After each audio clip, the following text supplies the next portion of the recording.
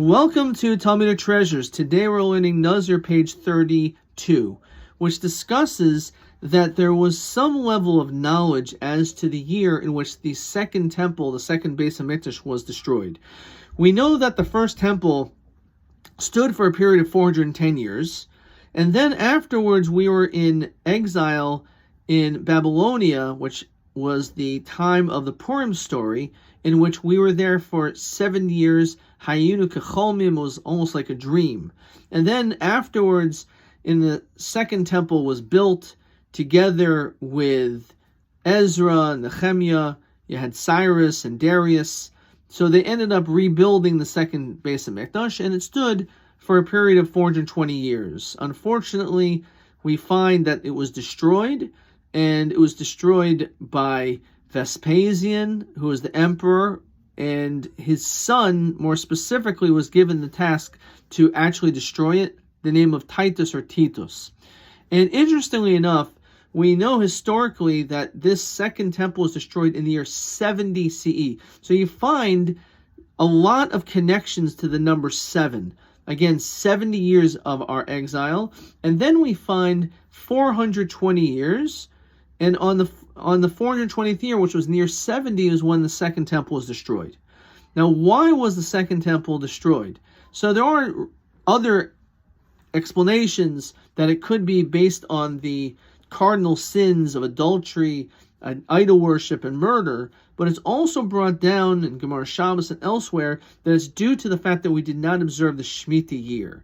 Now, the way it worked was that for 6 years you'd work your land, and then on the 7th year you were to leave the land completely fallow. You're not supposed to do any harvesting.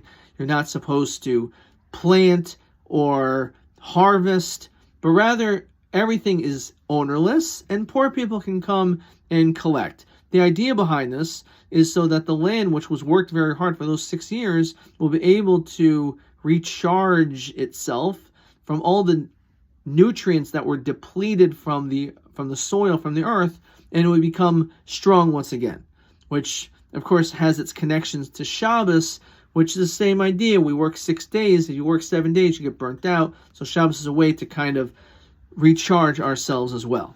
But when it comes to the land, that's how long it was.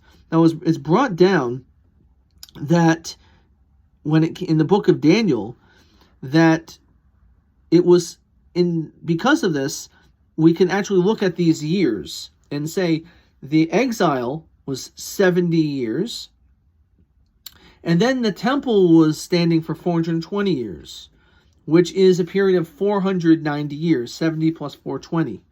Now, it's interesting, it's actually brought down in the book of Daniel, Shavuim Shivim Nechtach al Amcha, that it'll be 77s, which 70 times 7 is 490.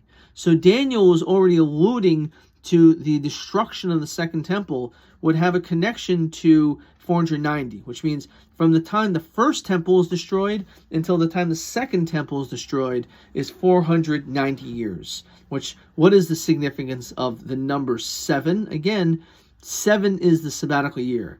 And therefore, the idea is that we did not observe the Shemitah, and therefore, because of that, we were only granted these 70 years in which we were in exile are connected to the 420 years, which are like 6 years, and the 70 is like 1 year. So therefore, when you do everything properly, you'll have the temple. But if you don't have everything properly, then the temple was destroyed. It was destroyed, that's why you had the 70 years. And then afterwards as well. So we see from here, again, this interesting notion that they actually did know when it was going to destroy, but they didn't know the exact day. Of course, we know that the second temple, just like the first, was destroyed on the month of Tisha B'Av, the 9th of Av, which is known to be a sad day for all Jewish people. But again, we still see something so fascinating that the year, even though it's not really connected to the Jewish year, but rather 70 CE, once again, without a coincidence, this powerful number of 7, which generally represents Teva, nature, and therefore we have to be able to take care of the nature of the world around us.